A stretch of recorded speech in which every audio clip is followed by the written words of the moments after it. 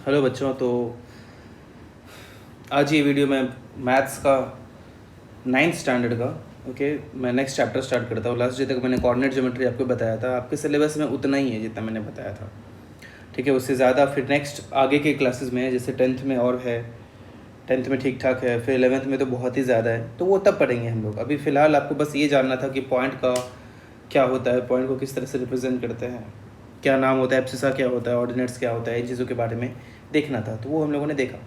तो next chapter start करते हैं, जो है introduction to Euclid's geometry. Introduction to Euclid's geometry. ये एक ऐसा चैप्टर है जिसको बहुत सारे लोग नहीं पढ़ते। ये चैप्टर भी उन चैप्टर्स में से आता है जिनको बहुत सारे लोग नहीं पढ़ते, लेकिन मेरा ये one of the favourite chapter है। अब मेरा ये one of the favourite chapter क्यों है? क्योंकि इसमें बहुत सारी ऐसी चीज़ें होती है जो कि अचंभित करने वाली होती है। मीन्स जो कि हम लोगों को नॉर्मली ऐसा फील होता है कि इसका कोई काम नहीं है, बट वो बहुत काम की चीज़ होती है और बहुत इंटरेस्टिंग सी लगती है। इसलिए मुझे ये चैप्टर अच्छा लगता है और इसको मैं बहुत डिटेल से पढ़ता हूँ, हमेशा से मैंने भी बहुत डिटेल में पढ़ा है। तो पहली चीज़, यूक्लिड कौन था? तो आप ये समझो, यूक्लिड जो था एक मैथमेटिशियन था जिन्होंने ज्योमेट्री का इंट्रोडक्शन दिया दुनिया को, जिन्होंने ज्योमेट्री के बारे में बताया। इसलिए उसे फादर ऑफ ज्योमेट्री भी बोला जाता है। किसे? यूक्लिड को। और अभी हम लोग ज्योमेट्री में जो भी चीज़ें पढ़ते हैं, वो सब किसने दिया था? यूक्लिड ने बताया था। तो वो यूक्लिड की बात को फॉलो करते हुए हम लोग बहुत सारी चीज़ें तो उसने ऐसी बताई जिसको आज तक प्रूव नहीं किया गया है, ठीक है। बहुत सारी चीज़ें ऐसी बताई थी जिसको प्रूव नहीं किया गया है, लेकिन फिर भी हम लोग पढ़ते हैं क्योंकि उससे ही सारी दुनिया चलती है। पूरा गणित उस पर ही डिपेंड करता है। गणित क्या, बाकी चैप्टर्स में भी बाकी पूरी दुनिया की संरचना जो है बहुत यूक्लिड के दिए हुए चीज़ों पे बेस्ड है। तो उसने उस चीज़ को एक्सप्लेन किया था, ठीक है। तो अब ज्योमेट्री, कई लोग ये सोचेंगे कि ज्योमेट्री होता क्या है। तो ज्योमेट्री देखो कैसे बना है, जियो से मिलके बना है, GEO, जियो। तो जियो का मतलब क्या होता है? अर्थ होता है। जियो मतलब क्या होता है? अर्थ, मीन्स अपना धरती जो है। और मैट्री जो है वो एक वर्ड से लिया गया है, मेट्रियन से लिया गया है, जिसका मीनिंग होता है मेज़र। क्या नाम मीनिंग होता है? मेज़र, इसका मीनिंग होता है मतलब मेज़रमेंट करने के लिए जो वर्ड होता है, मेट्रियन बोला गया उसे। ग्रीक वर्ड है ये सब। और जियो क्या है? जिसका मतलब क्या होता है? अर्थ होता है। तो हम लोग ज्योमेट्री का शुरुआत कर रहे हैं यहाँ पे, ध्यान से देखना। अब आपको मैं कुछ चीज़ें बताऊँगा जिसको यूक्लिड ने दिया था और हम लोग उसे मानते चले आ रहे हैं, ध्यान से देखना। जिसमें से पहला एक उसने बोला कि एक पॉइंट होता है, एक लाइन होता है और एक प्लेन होता है। एक पॉइंट, क्या क्या बोला मैंने? पॉइंट होता है, लाइन होता है और एक प्लेन होता है। अब ये इन चीज़ों के बारे में हम लोग देखते हैं कि जनरली ज्योमेट्री में यही तीनों का यूज़ किया जाता है, एक पॉइंट का, एक लाइन का, एक प्लेन का। अब पॉइंट क्या होता है? पॉइंट के बारे में हम लोग डिस्कस करेंगे। उससे पहले मैं एक और टर्म आपको बताता हूँ। पहली चीज़ मैंने ये बोला आपको कि ये तीनों से ही दुनिया बनी है, जो मैंने मीन्स ज्योमेट्री की दुनिया बनी है। ज्योमेट्री में ये तीनों का ही बेसिक यूज़ होता है ज्योमेट्री में। अब ये तीनों या इन सब चीज़ों के बारे में जानने से पहले मैं आपको एक टर्म बताता हूँ, एक्सियम क्या होता है। एक्सियम कभी आपने नाम शायद नहीं सुना होगा, बट एक्सियम का मीनिंग क्या होता है मैं आपको ये बताता हूँ। एक्सियम्स के बारे में देखते हैं क्या होता है। एक्सियम एक ऐसा होता है, एक ऐसा स्टेटमेंट होता है जिसको प्रूव करने की ज़रूरत नहीं होती है, जिसको प्रूफ की ज़रूरत नहीं होती है। ऐसे बोलते हैं ना, इसे प्रत्यक्ष को प्रमाण की आवश्यकता नहीं होती है, वही कहानी है। तो मैथ्स में भी, इस दुनिया में भी बहुत सारी चीज़ें ऐसी है जिसको प्रूव नहीं किया जा सकता है, तो वैसे चीज़ों को हम लोग एक्सियम बोलते हैं। तो इसका मैं डेफिनेशन लिख देता हूँ कि the basic facts which are granted without proof are called axioms। Means इसे आपने क्या समझा कि ऐसे चीज़ें जो विदाउट प्रूफ का बता दिया गया उसे हम लोग एक्सियम कहते हैं। अब उसका एग्जाम्पल आपको चाहिए तो सन ईस्ट में राइज होता है, सन सूर्योदय जो होता है वो पूर्व की दिशा में होता है, सन राइजेज इन ईस्ट। इसको कोई प्रूव कर सकता है क्या? नहीं प्रूव कर सकता है, वो दिखता है अपने को हाँ कि ऐसा हो रहा है। तो वो क्या हो गया, एक वो नॉर्मल दुनिया में एक एक्सियम हो गया है कि नहीं। ऐसे बहुत सारी चीज़ें हो सकती है एक्सियम। तो अब मैं आपको बताता हूँ कि मैथ्स में क्या क्या चीज़ें एक्सियम हैं, है ना। यूक्लिड ने बहुत सारी चीज़ें एक्सियम के बारे में बताया, वो चीज़ें हम लोग एक एक करके कुछ कुछ और भी देखेंगे और उसमें सोचेंगे कि हाँ ये सब चीज़ें को प्रूव किया जा सकता है क्या, ये सब बारे में देखेंगे हम लोग। तो जिसमें से चलो मैं कुछ डेफिनेशंस आपको बताता हूँ। यूक्लिड ने और इसी में कुछ डेफिनेशन दिया था, जिसमें से पहला आप देखिए definition, a point is that which has no part. उसने अब पॉइंट के बारे में डिफाइन करना स्टार्ट किया। किसने? यूक्लिड ने। यूक्लिड ने बताया कि एक पॉइंट क्या होता है जिसका कुछ पार्ट ही ना हो, जिसका कुछ पार्ट ही ना हो उसे हम लोग पॉइंट कहते हैं। अब ये क्या बात हुई कि जिसका कुछ पार्ट ही ना हो? क्या रियल लाइफ में ऐसा पॉसिबल है कि कुछ भी ऐसा चीज़ हो जिसका कुछ पार्ट ही ना हो? बिल्कुल पॉसिबल नहीं है। तो मैं ये बोल सकता हूँ कि एक पॉइंट एक ऐसा चीज़ है जो रियल में पॉसिबल नहीं है। मैं फिर से बोलता हूँ, पॉइंट एक ऐसा चीज़ है जो रियल में पॉसिबल नहीं है। अब आप बोलोगे क्यों सर, ये तो पॉइंट है। मैं बोलूँगा नहीं, ये पॉइंट नहीं है। ये पॉइंट क्यों नहीं है? क्योंकि अगर ये अपने को दिख रहा है मीन्स कुछ ना कुछ इसका लेंथ होगा, कुछ ना कुछ इसका ब्रेड्थ होगा, तभी ये दिख रहा है। पॉइंट मीन्स होता है जिसमें कुछ भी ना हो। तो हम लोग इसे अज्यूम कर लेते हैं कि ये एक पॉइंट है, इसे हम लोगों ने अज्यूम कर लिया, ऐसा मान लेते हैं ऐसा, क्योंकि रियल में ऐसा पॉसिबल ही नहीं है कि कुछ आपको ऐसा मिल जाए जिसका कुछ भी पार्ट ना हो, मीन्स ना कुछ लेंथ हो, ना कुछ ब्रेड्थ हो, ना कुछ थिकनेस हो, कुछ भी ना हो, ऐसा पॉसिबल ही नहीं है। तो उसने पहला एक्सियम जो बताया वो क्या बताया कि एक पॉइंट वो होता है जिसका कोई पार्ट नहीं होता है, और हम लोग आंख बंद करके उस चीज़ को मानते चले आ रहे हैं। बिल्कुल सही बात है। हाँ, लेकिन एज्यूम करना होता है तो हाँ ये ऐसे मान लेते हैं हाँ ये एक पॉइंट है, तो मानने के लिए उसको ऐसा सोच लेते हैं कि हाँ ये पॉइंट है, क्योंकि वही एक सबसे छोटा पार्ट दिख रहा है, बहुत छोटा सा दिख रहा है। बट एक्चुअली अगर डेफिनेशन के हिसाब से देखा जाए तो ये भी पॉइंट बिल्कुल नहीं है। ठीक है, समझ रहे आप? आगे बढ़ते हैं। दूसरा उसने क्या बताया, यूक्लिड भाई साहब ने दूसरी एक और बात बताई कि a line is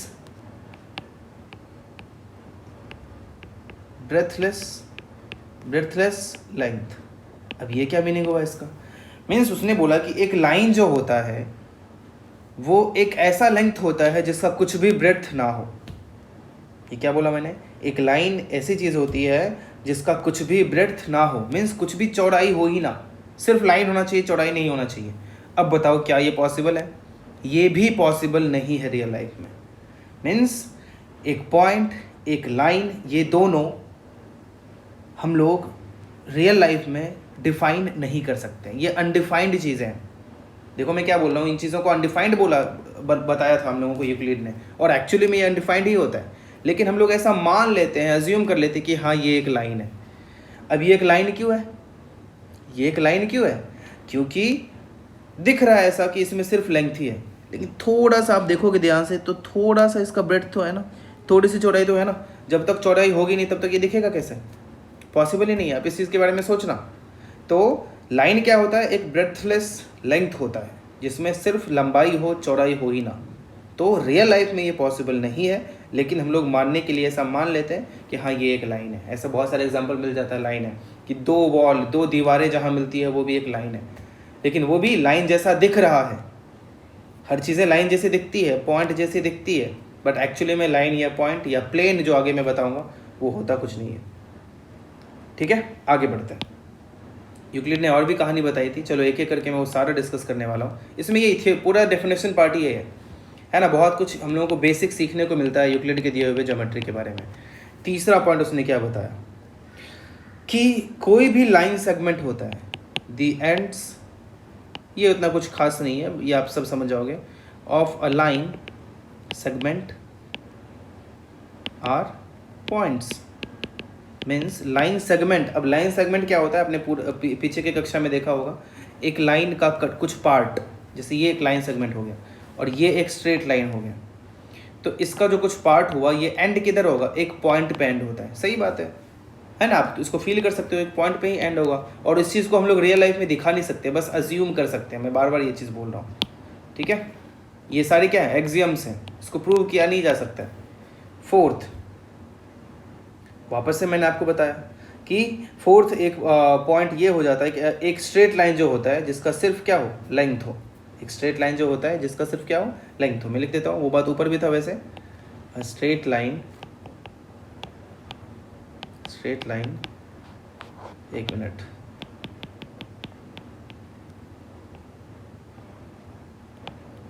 straight line is that which has length only. Fourth, अब ये बात भी वही हो गया स्ट्रेट लाइन वाला भी, बस वहाँ पे लाइन था, यहाँ स्ट्रेट लाइन हो गया। स्ट्रेट लाइन जो मतलब कहीं भी ख़त्म नहीं होता है ना, जो कभी ख़त्म नहीं होता वो स्ट्रेट लाइन हो गया। अब बात करते हैं फिफ्थ पॉइंट की। फिफ्थ पॉइंट है कि एक सरफेस क्या होता है या फिर एक प्लेन क्या होता है। एक सरफेस क्या होता है या फिर एक प्लेन क्या होता है। तो एक सरफेस जो होता है उसमें सिर्फ लेंथ और ब्रेड्थ होता है और कुछ नहीं होता है, समझ गया ना। पॉइंट हुआ जिसमें कुछ नहीं होता है, लाइन हुआ जिसमें सिर्फ लाइन होता है। सरफेस या फिर प्लेन क्या होता है, जिसमें सिर्फ लेंथ और ब्रेड्थ होता है, कुछ भी उसका जो थिकनेस हो वो नहीं होता है कि नहीं। मीन्स 2D फिगर हो गया। अपने को व्हाइट बोर्ड जो सामने से दिख रहा है वो एक सरफेस हो गया। लेकिन क्या सिर्फ सरफेस होना पॉसिबल है? आप ही बताओ, आपका जो व्हाइट बोर्ड है अगर उसका थिकनेस नहीं होता, क्या वहाँ पे रुक पाता वो? कुछ भी ऐसा चीज़ रियल लाइफ में आप बता सकते हो जो बिना थिकनेस का उपलब्ध हो? नहीं है पॉसिबल, ये भी पॉसिबल नहीं है। तो ये तीनों चीज़ें, एक पॉइंट, एक लाइन और एक प्लेन, अनडिफाइंड होता है। अनडिफाइंड मीन्स रियल लाइफ में उसे डिफाइन नहीं कर सकते, लेकिन फिर भी हम लोग उसे अज्यूम करके चलते हैं कि हाँ ये ऐसा कुछ होता होगा, है कि नहीं। तो मैं ये भी लिख देता हूँ, a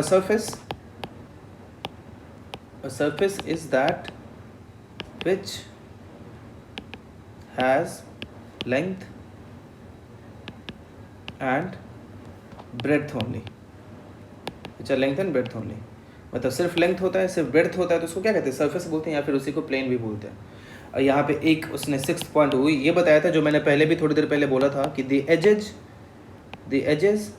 of a surface are lines, है कि नहीं। Edges of a surface are line. अभी मैंने बोला था कि सरफेस जहाँ पे मिलता है, दो दीवारें जहाँ पे मिलती हैं, वो क्या हो जाता है, एक लाइन हो जाता है, लाइन जैसा प्रतीत होता है। और 7वां पॉइंट उसने बताया था कि एक प्लेन सरफेस जो होता है, चलो मैं लिख लेता हूँ, a plane surface is that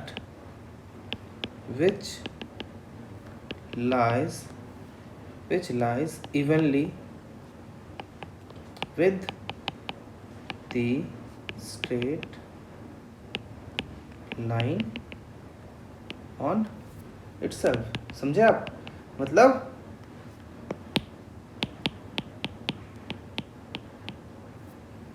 on itself। अब ये बोलना चाह रहा है कि एक प्लेन सरफेस जो होता है, ठीक है, वो पूरे बराबर तरीके से उस जो होता है स्ट्रेट लाइन उसके ऊपर बराबर तरीके से, मीन्स हर जगह इक्वली फैला हुआ रहता है, ठीक है, उसके ऊपर लाई करता है, मीन्स उसके ऊपर बराबर स्ट्रेट लाइन, मीन्स बहुत सारे स्ट्रेट लाइन से मिलके एक प्लेन बन गया, बस वो ये बोलना चाह रहे हैं, ठीक है। तो ये 7 एक्सियम्स दिए थे, ये 7 ही है, ये 7 प्रॉपर यही स्टेटमेंट पास किया था किसने, यूक्लिड ने। और वो 7 ही एक्सियम होते हैं यूक्लिड ने जो पहले दिए थे, और भी 2-3 मैं बताऊंगा, बट यूक्लिड ने यहाँ पहले उसने ये 7 स्टेटमेंट दिया जो कई बार एग्जाम में पूछा जाता है, ठीक है, समझ रहे हैं आप इस चीज़ को। तो ये हो गया यूक्लिड के 7 एक्सियम्स। पहला क्या था कि एक पॉइंट होता है, उसका कोई पार्ट नहीं होता है। दूसरा क्या था, ऐसे ही बहुत सारे मैंने बताया, जो मेन बताया कि ये तीनों ही क्या होते हैं, पॉइंट, लाइन और सरफेस, ये तीनों अनडिफाइंड होता है, ठीक है। ये दोनों क्या होता है, अनडिफाइंड होता है। समझ रहे हैं आप इस चीज़ को?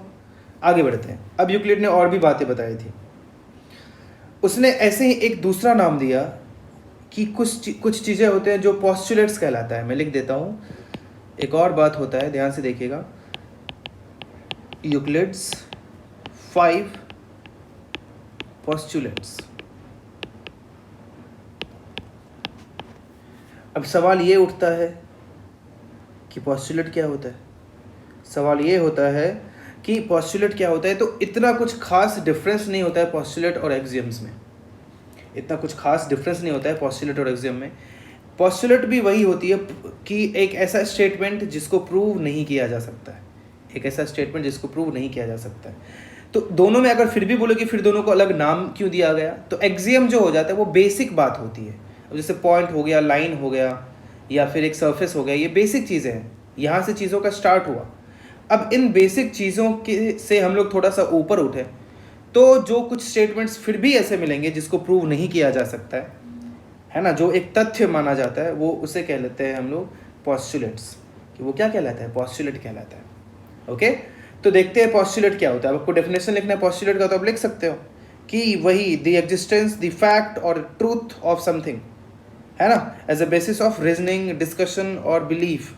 समझ रहे हो आप? मीन्स कुछ बिलीफ के आधार पे, कुछ डिस्कशन के आधार पे, या कुछ भी मतलब एग्जिस्ट कर रहा है, बस हम लोगों को वो बात पता है, तो उस आधार पे किसी चीज़ को मान लिया गया है, तो उसे ही हम लोग पोस्टुलेट कहते हैं, है ना। तो उसमें से चलो आपको मैं पोस्टुलेट्स कुछ बताता हूँ।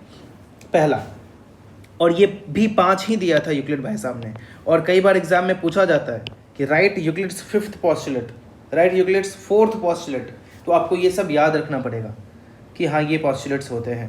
पहला मैं लिखता हूँ, अ स्ट्रेट लाइन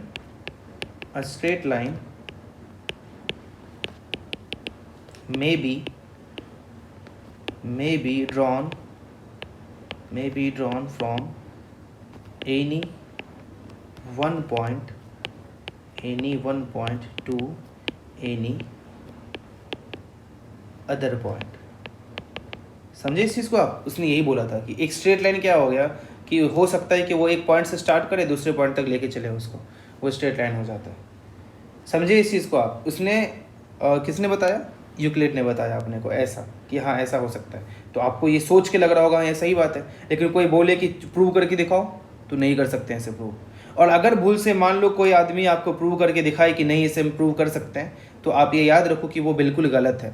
इस चीज़ को प्रूव नहीं किया जा सकता है, ठीक है। अगर वो किसी भी दूसरे तरीके से प्रूव करके आपको दिखा रहा है, तो आप ये समझिए कि वो जो भी मेथड यूज़ कर रहा है, वो मेथड भी इन चीज़ों का यूज़ करके प्रूव हुआ है, तो वो गलत बात हो गई ना। अगर मैं जिस चीज़ का, जैसे इन चीज़ों का यूज़ करके एक कॉन्सेप्ट निकालूं, फिर वही कॉन्सेप्ट यूज़ करके इन चीज़ों को प्रूव कर दूं, तो गलत हो गया वो, है कि नहीं। तो इन चीज़ों को प्रूव नहीं किया जा सकता है। दूसरा पॉइंट मैं आपको बताता हूँ। चलो, दूसरा क्या उसने पोस्टुलेट दिया कि अ टर्मिनेटेड लाइन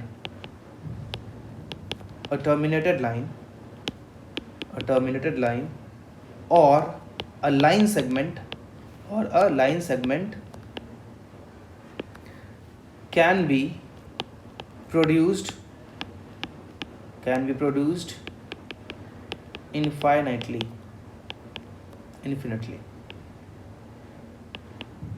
मतलब कि एक लाइन है, टर्मिनेट है, जो पहला ये जो स्टेटमेंट बोला था कि एक पॉइंट से स्टार्ट हुआ दूसरे पॉइंट तक गया, उसको दोनों तरफ हम लोग इनफाइनाइट तक बढ़ा सकते हैं। ये भी आपने पढ़ा होगा। तो ये बताया किस भाई साहब ने था? यूक्लिड भाई साहब ने बताया था कि हाँ ऐसा ऐसा कुछ होता है, और इस चीज़ को कोई प्रूव नहीं कर सकता, हम लोग इन चीज़ों को मान लेते हैं। और पहली चीज़ देखो, मैं जो पढ़ाता हूँ, मैं हर चीज़ जो प्रूव किया जा सकता है वो प्रूव करके बताता हूँ। उससे क्या होता है, सब चीज़ याद रह जाता है। और आपको पता है कि हमारे स्कूल में भी यही होता है जनरली, है ना। लेकिन अब ये सारी चीज़ें क्या हैं, इनको प्रूव नहीं कर सकते हैं। क्यों? क्योंकि यूक्लिड ने ऐसे बताया था कि ये एक्सियम है, ये पोस्टुलेट है। तो ये चीज़ों को आपको, इन चीज़ों को याद रखना है, ठीक है। आगे बढ़ते हैं। थर्ड पोस्टुलेट जो यूक्लिड ने दिया, और ये भी जान लो कि आपको इसको सीरियल वाइज याद रखना है कि यूक्लिड का पहला पोस्टुलेट क्या था, तो उसमें आपको पहला ही बोलना है। यूक्लिड का दूसरा पोस्टुलेट क्या था, तो दूसरा पोस्टुलेट आपको बोलना है। ऐसा नहीं कि आप इसको पहला बना दें, इसको दूसरा बना दें। तो मैथ्स में यही एक ऐसा चैप्टर है जिसमें आपको सीरियल ये सब याद रखना पड़ेगा, बाकी सब्जेक्ट्स की तरह। लेकिन मुझे इंटरेस्टिंग लगता है क्योंकि बहुत सारे फैक्ट्स जानने को मिलते हैं जो जनरली लोगों को पता नहीं होता है कि नहीं। तो वो उन फैक्ट्स की वजह से मुझे मज़ा आता है इसमें। तो तीसरा पोस्टुलेट उसने दिया कि a circle can be drawn with any centre and of any radius.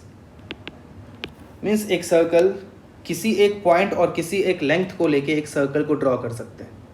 ये भी हम लोगों को दिमाग से सोच के करना पड़ेगा। मीन्स दिमाग लगाओगे तो आपको लगेगा हाँ ये तो सही बात है, लेकिन इसको प्रूव कर सकते हैं क्या?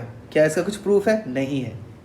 ठीक है, तो इसी को ये भी एक पॉस्टुलेट होता है, वो भी कौन सा? Third postulate. क्वेश्चन होगा कि स्टेट यूक्लिड्स थर्ड पॉस्टुलेट, तो तभी आपको क्या लिखना है आंसर में? A circle can be drawn with any centre end of any radius, ये आपको लिखना पड़ेगा। फोर्थ पॉइंट, फोर्थ पॉस्टुलेट उसने क्या दिया था? फोर्थ उसने दिया था कि all right angles are equal to one another. अब ये क्या बात हो गई कि सारे राइट एंगल्स जो होते हैं, देखो अभी तक हम लोग ज्योमेट्री का स्टार्ट कर रहे हैं, आप ये समझो बिल्कुल बेसिक से ज्योमेट्री को देख रहे हैं। तो इससे पीछे जो आपको पता था कि हाँ 90 डिग्री एंगल क्या होता है, 60 डिग्री एंगल क्या होता है, राइट एंगल में तो 90 डिग्री एंगल नहीं, हम लोग वैसे नहीं समझेंगे। हमें ये पता है कि राइट एंगल मीन्स एक लाइन है, एक मिनट, राइट एंगल मीन्स एक लाइन है, दूसरा लाइन है, ठीक है, दोनों एक दूसरे पे बिल्कुल खड़ा है। आप ये समझो कि एक नीचे सरफेस है, उस पर एक दीवार खड़ी की है कि नहीं, तो वो एक दूसरे पे परपेंडिकुलर हो, और उस एंगल को 90 डिग्री बोला जाता है। या फिर पूरे एक सर्कल का एक चौथाई जो होता है वो राइट एंगल होता है। तो कोई भी दो राइट एंगल हमेशा एक दूसरे के इक्वल होता है कि नहीं? इस चीज़ को भी हम लोग पॉस्टुलेट मानेंगे।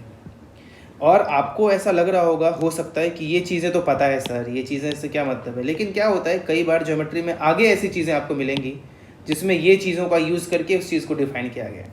क्योंकि होता क्या है कि हम लोग जनरली कोई चीज़ें थोड़ी बहुत पढ़ लेते हैं, लेकिन हर चीज़, अब पूरा ज्योमेट्री इससे लिंक्ड होगा। आगे जो भी ज्योमेट्री आप पढ़ोगे, पूरा ट्रायंगल पढ़ोगे, सर्कल पढ़ोगे, उन सब चीज़ों में वो भी उसे जिस तरह से प्रूव किया जाएगा वो सब इन चीज़ों से लिंक्ड होगा। अगर कहीं भी थोड़ा सा प्रॉब्लम आ गया तो उस चीज़ को गलत ठहराया जा सकता है। इसीलिए हर चीज़ को डिफाइन करना ज़रूरी होता है कि हाँ वहाँ पे अगर इस वजह से हुआ, आगे मैं जब पाइथागोरस थ्योरम का कन्वर्स प्रूव करूँगा तो उसमें आपको बताऊँगा कि ये राइट एंगल उसके इक्वल है, तो वहाँ पे फिर आप ये सवाल कोई उठा सकता है कि ऐसे कैसे आप उसको इसके इक्वल बोल सकते हो। तो जवाब तभी क्या रहेगा, क्योंकि यूक्लिड का फोर्थ पॉस्टुलेट ये चीज़ बताया है हम लोगों को, है ना। ये रीज़न जैसे बताना पड़ता है अपने को, जैसे बोलते हैं ना गीता का 5वें अध्याय में ये लिखा हुआ है, वही अपना गीता है मैथ्स के लिए, मैथ्स के ज्योमेट्री के लिए गीता है कि यहाँ पे ऐसा कुछ लिखा हुआ है, इसलिए हम लोग ऐसा मानते हैं, है कि नहीं। चलो फिफ्थ पॉस्टुलेट, जो लास्ट पॉस्टुलेट होता है उसके बारे में देखते हैं, और ये सबसे इंपॉर्टेंट पॉस्टुलेट होता है और 80% चांस रहता है कि ये आपके एग्जाम में पूछा जाएगा कि स्टेट यूक्लिड्स फिफ्थ पॉस्टुलेट। ठीक है, तो देखो ये पूरा स्टेटमेंट मैं लिखता हूँ और आपको वर्ड बाय वर्ड ऐसे ही लिखना पड़ेगा। एकमात्र ऐसा चैप्टर है जिसमें कि मैं ऐसा बोलता हूँ कि वर्ड बाय वर्ड आपको लिखना पड़ेगा। क्यों? क्योंकि रूल है, वही चीज़ आपको एग्ज़ाम में लिखोगे तो ही मार्क्स मिलेगा, ऐसा रूल है तो वो करना पड़ेगा। तो देखो मैं पूरा लिखता हूँ, ये थोड़ा लंबा सा है। If a straight line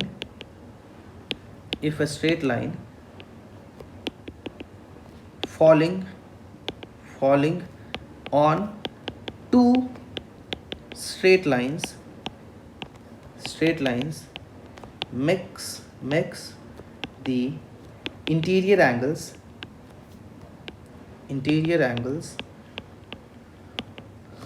on the same side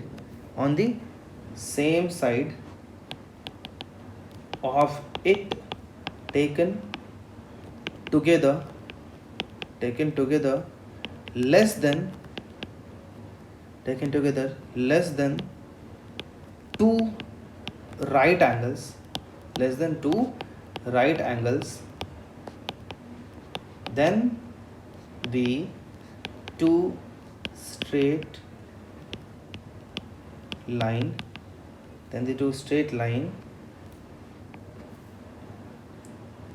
lines if produced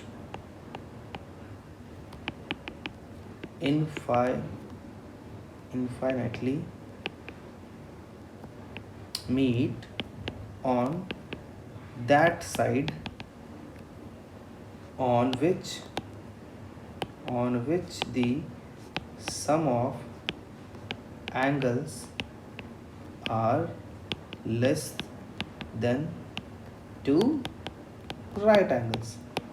अब इस चीज़ को समझो, कई लोग समझ चुके होंगे कि क्या बोलना चाह रहा है यहाँ पे यूक्लिड यहाँ पे क्या बोलना चाह रहा है, कई लोग समझ गए होंगे। अब मैं आपको बताता हूँ क्या बोल रहा था, क्या बोलना चाह रहा है वो, कि if a straight line falling on two straight lines, means दो स्ट्रेट लाइन है, if a straight line falling on two straight line मतलब उस पर गिर रहा है, मतलब उसको काट के जा रहा है, देन अगर on the same, then makes the interior angles on the same side, किसी भी एक साइड, या तो राइट साइड के दोनों इंटीरियर एंगल, इंटीरियर मतलब अंदर का एंगल, राइट साइड का दोनों इंटीरियर एंगल टेकन टुगेदर मतलब दोनों को एक साथ लें, तो अगर वो दो राइट एंगल मतलब एक राइट एंगल समझ रहे हो ना क्या, right angle means 90 degree 90 degree, दो राइट एंगल मीन्स 180 डिग्री, तो उसको अगर डेफिनेशन में लिखेंगे तो टू राइट एंगल्स लिखना पड़ता है। तो अगर वो दो राइट एंगल से कम हो, मीन्स ये एंगल और ये एंगल का सम सपोज दो राइट एंगल से मीन्स 180 डिग्री से कम है, तो ये उस केस में ये जो दोनों स्ट्रेट लाइन था वो जिस तरफ के एंगल की बात हो रही है उसी तरफ आगे बढ़ाने के बाद कभी ना कभी मिलेगा।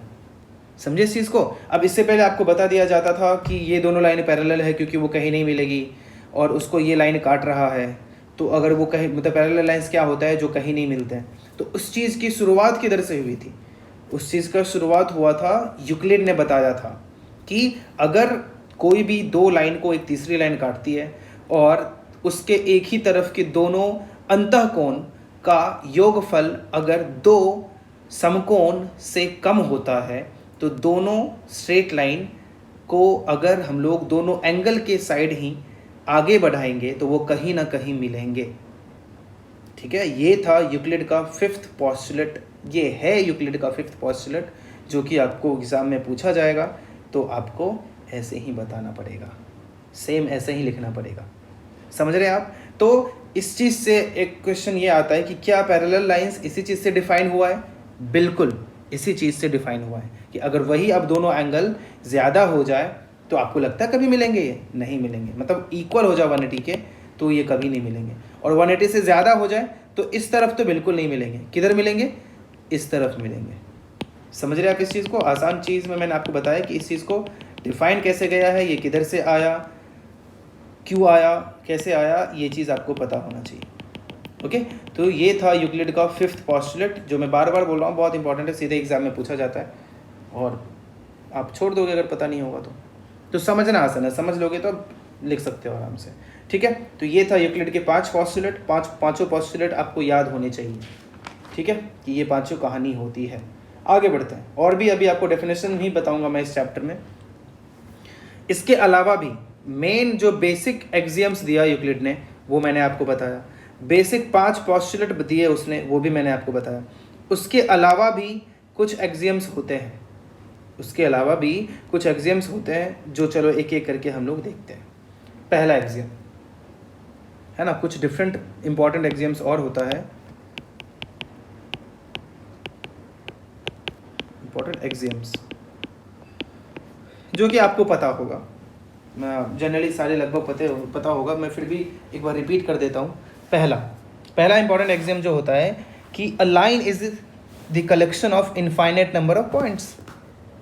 पहला क्या होता है, पहला होता है a line is the collection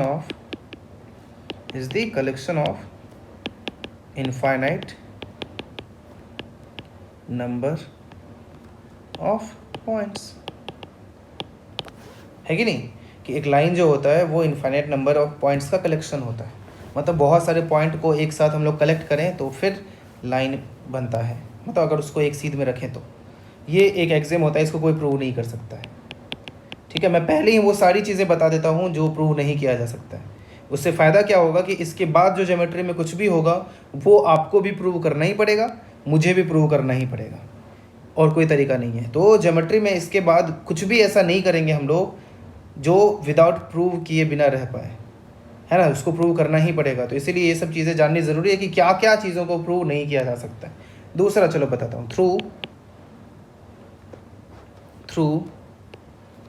THROUGH, समझ गया ना, ये OU है, OUGH, through a given point and infinite lines infinite lines can be drawn, lines can be drawn, मतलब कि एक पॉइंट होता है उससे इनफाइनाइट लाइन जा सकता है, ठीक है। ये भी एग्जाम होता है, ये भी कोई प्रूव नहीं कर सकता है, ठीक है। तो ये होता है बेसिक चीज़ें। आगे बढ़ते हैं। थर्ड एग्जाम और क्या दिया था अपने यूक्लिड भाई सामने कि given two distinct points, there is one and only one line that contains both the points। अब ये क्या कहानी हो रही है?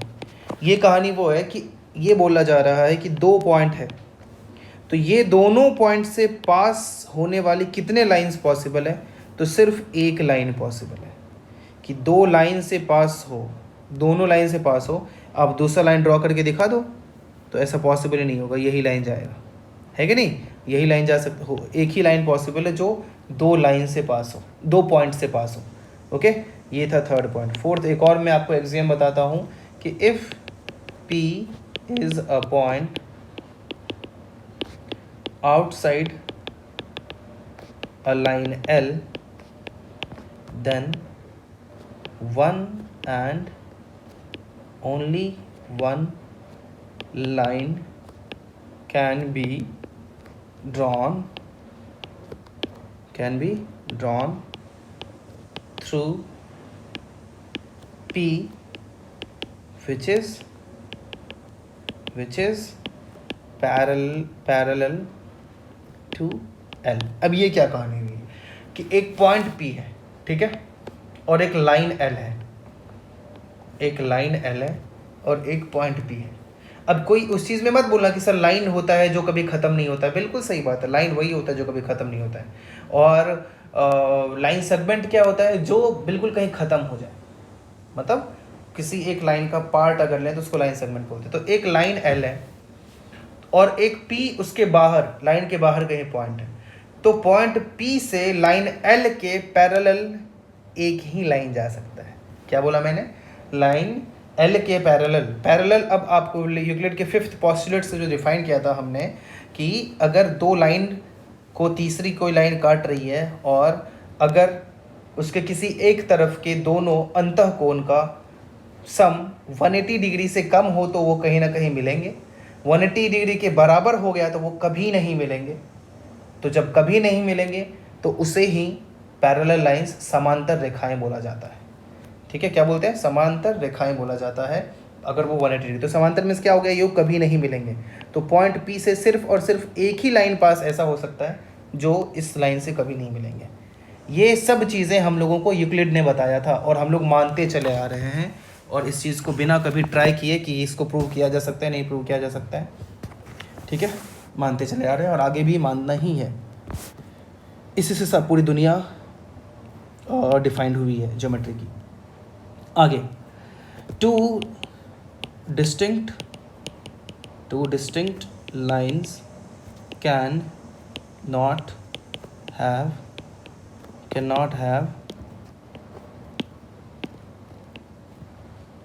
more than one point in common। Means कोई भी दो डिस्टिंक्ट लाइन होता है उसका सिर्फ एक ही पॉइंट कॉमन हो सकता है, एक से ज़्यादा पॉइंट कभी कॉमन नहीं होगा, पॉसिबल ही नहीं है कि नहीं? अब ये सारी चीज़ें ऐसा अपने को लगता है कि ये तो मुझे पता है सर, ये तो पता है, तो वही कहीं कंफ्यूज नहीं होना है कि क्या चीज़ें आपको पता है, मीन्स पता है मीन्स क्या, वो पॉस्टुलेट है या एग्जाम है, और क्या चीज़ें पता है लेकिन उसको प्रूव की ज़रूरत है, प्रूफ की ज़रूरत है, मीन्स प्रूव करने की ज़रूरत है, बिना प्रूविंग के उस चीज़ को मान नहीं सकते। दोनों में अंतर समझो। तो ये सारी चीज़ें मैं जो भी लिख रहा हूँ इनको प्रूव नहीं किया जा सकता है, इसके अलावा बाकी जो भी होगा उसको प्रूव किया जा सकता है। ओके, आगे बढ़ते हैं। एक और पॉइंट बता देता हूँ, सिक्स्थ पॉइंट, कि two lines which are both parallel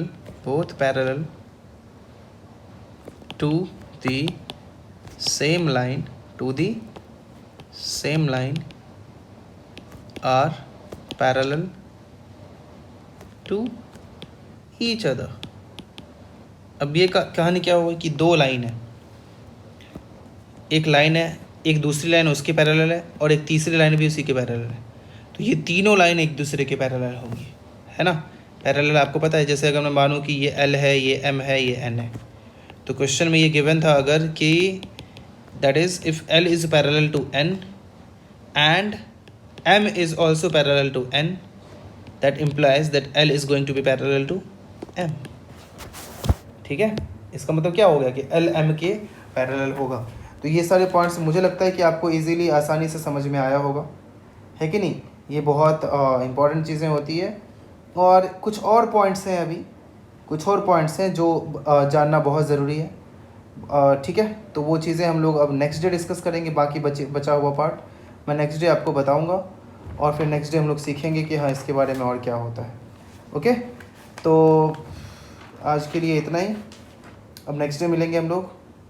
ठीक है, बाकी आप लोग पढ़ाई करते रहिए, देखते रहिए और क्या क्या चीज़ें इसमें हो सकती है ना। इसके क्वेश्चंस भी मैं दूंगा बाद में। आज आपका होमवर्क है कि इसी में आपको ये सब आपको नोट्स में लिख के लाना है। ओके, नोट्स में अच्छे से लिखना है और फिर उसको पढ़ते रहना है। ओके, तब तक के लिए thank you so much, bye bye.